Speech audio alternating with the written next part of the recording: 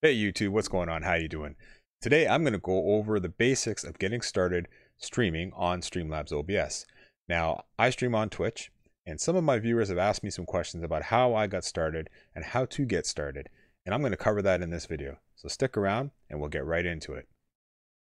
Okay, let's dive in and get you streaming. Now this is Streamlabs OBS. I'm going to make what I have here are a couple different scenes here. One I stream from my Xbox, so I have a scene here on my Xbox. I have a just chatting. I have an intermission screen which isn't loading up right now, and I have a just chatting screen that when I'm just talking to people, which is not active because I don't have any of my sources plugged in. So, and then I have my PC game. So we're going to start off from the beginning and pretend that none of this actually exists, and I'll show you how we get the sources all up and going. So first thing we're going to do is they're going to go over here. This is add a new scene. So we're going to add a new scene, and we'll call this one YouTube test. And this could be anything. You can always rename these later on. All right, so now we have a blank screen, a blank canvas. What you need to do also is here, get over to my sources. My settings down here, this little cog is your settings. Now you'll have your general. Before we start actually laying anything out, we want to set our canvas size. We want to make sure that our stream output is going to be compliant with what we're doing on the platform, whether it's YouTube, Facebook Gaming, or Twitch. So there's a couple different things here that you don't need to really worry about right now. This is general, but this is the important part. This is a stream. I'm logged into Twitch, but we're not gonna. And then you have Facebook, and then you have these ones are Prime. For one of the things that you with Streamlabs OBS is that you can subscribe to the Prime, and here again you can add a new destination. But apparently that only works if you're a Prime subscriber, which I'm not. Now it's going to take me to sign up with Prime, so I'm not. So I think it's just for multiple platforms. So let's just assume that we've already set up one. Okay, so now you're going to go to your output, and there's two different modes. We're going to stick to the simple mode. I won't get into the advanced mode because we're assuming that you've never done this before. Your video, your bit rate, I have it set at 5500. Honestly, you could go with 4500. I have a graphics card. If you don't have a dedicated NVIDIA graphics card that can do the encoding, you want to have this set to software X264. And that's going to use your CPU to do the encoding. If you do have a graphics card that's NVIDIA and can do the encoding, you're going to use NVENC. So NVIDIA encoding. I'm going to use here NVENC. The audio bitrate 160. You don't have to touch that, and the rest of this you don't have to touch. This is for recording, which we're not going to do. And now that we've got the basics all set up, I'm assuming you have your stream key that you have to go into your platform, whether it's YouTube or Twitch. You're going to copy that stream key, and that's going to go into here when you go to connect. So I hit connect, and it would ask me for my stream key. We're going to put that in there. We're going to assume that we've done that already. There's my output. We've set my video rate. Again, you can go back and change this as long as you're not streaming. You can't in Streamlabs OBS when you're streaming. You can't change the bit rate. In OBS, you can. So now we're going to, so everything here is all set up, video, and now here's the important part, your base canvas. I recommend, even though you're, when Mixer was around, you could stream 1080p right out of your software, but on Twitch you cannot unless you're partnered. So again, if we're partnered, you wouldn't be watching this video. You're a new streamer. So set your base canvas at 1080, 1920 by 1080, even though you can't output to 1080p. All of the scenes and all of the scenes that you get from your Streamlabs OBS or Stream Elements, the services, their overlays are going to be set for 1920. And what Streamlabs OBS will do is here down at 1280 by 720, it's going to render that down so that you can stream it out to your desired platform. So here we go. We're going to leave all this alone. 60 frames per second. This is going to really depend on your hardware. The nice thing about, and I'll get into this, on my software, my hardware can output 60 frames per second. If you have a slower or lower computer, you want to change that to 30. frames per second. So I'm going to change it to 30 just because. And then there's some other things we can do here. So that's pretty much, we're good to go. I won't get into the other things. So we're going to add some sources now. So now that I have my base canvas is 1920 by 1080, I need to add my devices. Okay, so what we're going to do is go to source. I want to get my say I'm at console, my PS4 or Xbox. We're going to go to a sorry here, it's been a little bit since I looked at this. We're going to go to a video capture device. Okay, so you're going to click on that and it'll tell you built-in webcam, Logitech cam, capture cards. I have an AverMedia capture card that's connected, so we're going to use that. I'm going to hit add source, and there it is. I have an existing one, so we're just going to use these. I can do as a new one source actually, so we'll go like this. It's AverMedia LG P2 Live Gamer Portable 2. I'm going to add that, and now it's going to look for it. There it is. It already has it. I'm using the device defaults settings, which is 1920 by 1080. You don't have to do anything. If I was going to change this to something else custom, say I wanted to just go 720 canvas, and then I could change the frames per second. I'm not going to. I'm going to go back to default. I'm going to add another source. We're going to add a webcam. So again, we're going to go to a video capture device, hit add source, and we're going to hit add new source. It's not what I wanted. Delete. So if you make a mistake, you can also go over here and just hit minus and take it out, delete it. Yes.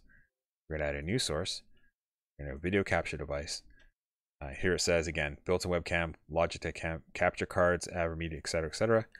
We know we have one. I'm going to hit add new source, and we're going to call this one Canon M100. I'm using a mirrorless camera. I'm going to add this source. Select it from here, my cam link, because that's the adapter card that I'm using. Right, and resolution, I do have to, well, it's 1920 by, I'll leave that.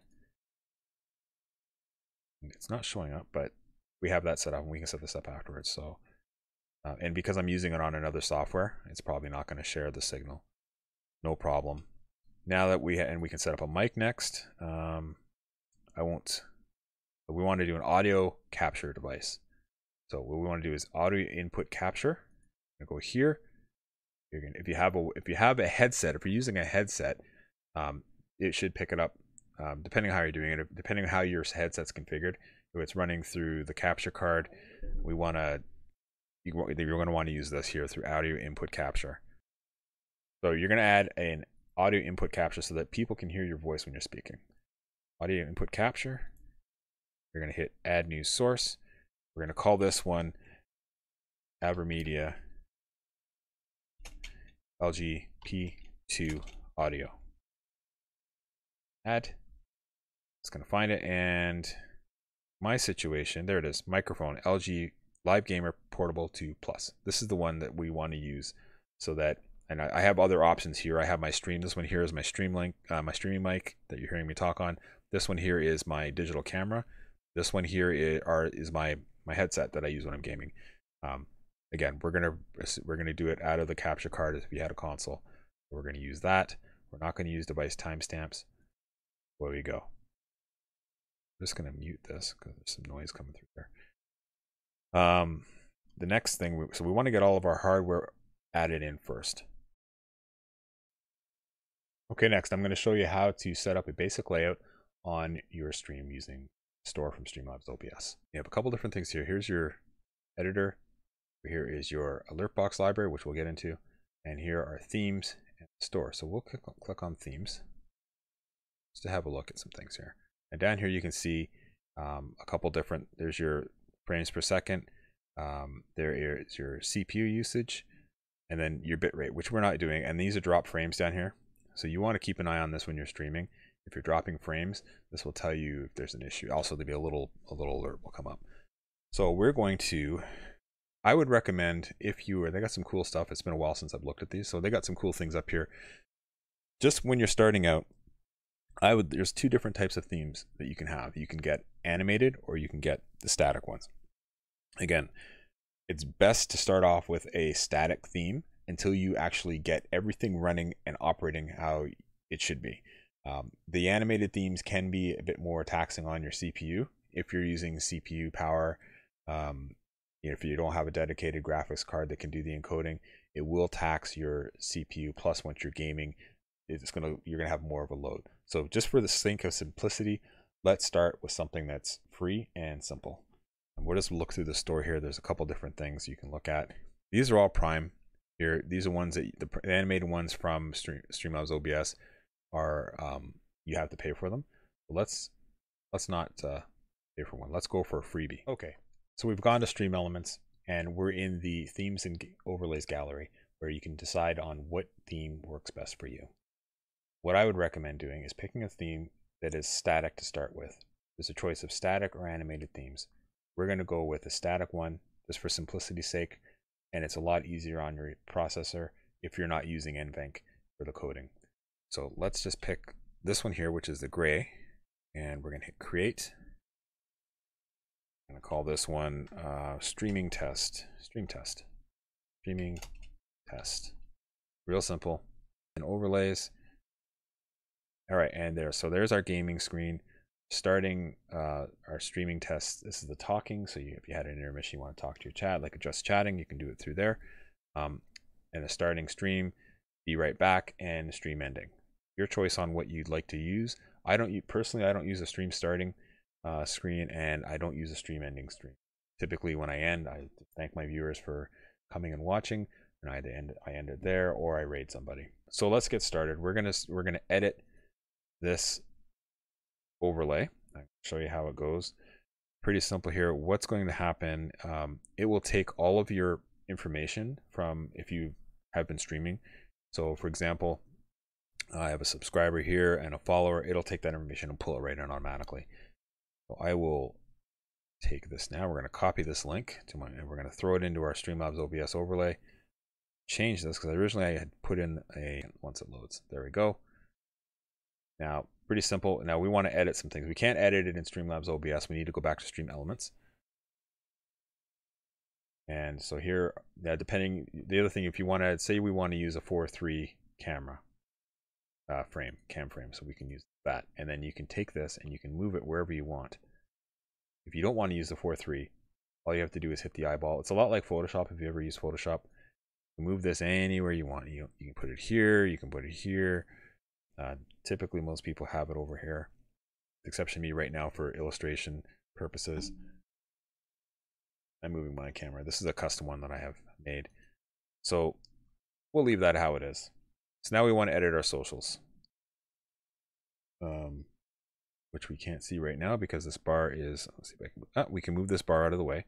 So now we have our socials down at the bottom. Let's see which one we have here. That's a YouTube one, so we'll do this here. Text. Go back to layers. And we're going to go to, again, here's our YouTube settings. We can change the name here. So you can put your address in. So for me, as well, go like this. The Edgeman.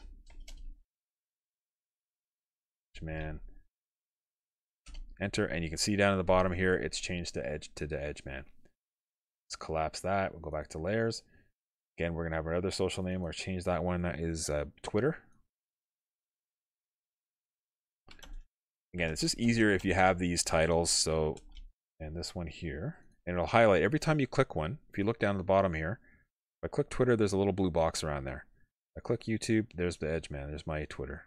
So I want to change all these first so that when I go to work on these, I'm not guessing what they are. Call this one Facebook. All right, so again, we'll go into here. We're going to go into settings, and I just have to change this so it doesn't say Twitter. It's going to say Edgeman. I can type Edgeman, and you can see there it's changed. Now we have a problem. The problem we have here is that it's overlapping on my my YouTube is overlapping. So what I can do is I can actually move this. It can be a little finicky sometimes. I can move this a little bit, and you can use your arrow keys. Just arrow that up. And then there's also my YouTube icon there that want to move. And we just use arrow keys to move that over. Line everything up. Now, the other thing we're going to do is alert box, and I'll show you how we can do that. You can use either the Stream Elements alert box, or you can use Streamlabs OBS alert box. For the sake of simplicity, we're going to use the Streamlabs OBS alert box.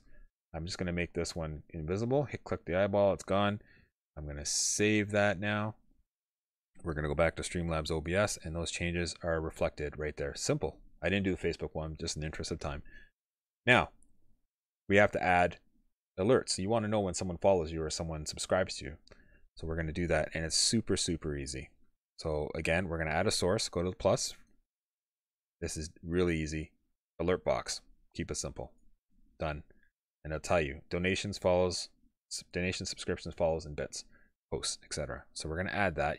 If you're new and you're not affiliated, you're not going to be getting subscriptions, you're not going to be getting bits, but you could get donations, and you could get, obviously you're going to get follows and hosts. So let's add that up. I'm just going to add it as a new source because obviously I'm using it. We'll call alert test. All right. So again, like I said, I'm treating this as I'm a new streamer. You can turn these off if you like the donations. I'd leave them on because at some point you're hopefully going to be affiliated, and it'll be nice that when you're affiliated, you don't have to come back in here and turn these things on again. Let's look at follows. So I have a Austin Powers follow alert. It's already in there, and that's how you get basically started up. Keep it simple. As you progress and become more proficient streaming and more comfortable with the software and with editing and just finding out who you are when you're streaming, your stream can grow, your layout can grow, you can move things around and customize things as you see fit. Get going, get comfortable, keep it simple. And truth be told, when I first started streaming, I didn't even have a layout. I just streamed right out of my Xbox. It was pretty bad. I didn't even talk when I was streaming. I didn't talk to my chat. I didn't know even if I had a chat at the time. It was just my friend and I streaming and just recording footage to share with each other and laugh and share with people on our socials. Now things have changed for me. I talk to my chat. I do interactive games with my chat, my viewers. I'm actually, now it's more like a business for me than a hobby. And if you decide that that's where you want to go down the road, you need to start to cut your teeth on the simplicity of streaming first, and then gradually improve as you go, as you become more confident, more comfortable, and as you start getting some traction and followers and your product gets refined, you can change your overlays if need be as you go. And the same thing goes with equipment. So that's it for now. Hopefully this was helpful to you. If it was, leave a like.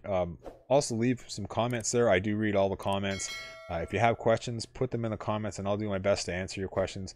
I might even do a follow-up video to this. So definitely give me some feedback, and I will do my best to make sure that I can help you become a streamer a little easier than what I did. So hopefully this was helpful. Again, hit that like button, subscribe, and we'll see you on the next video. Take care.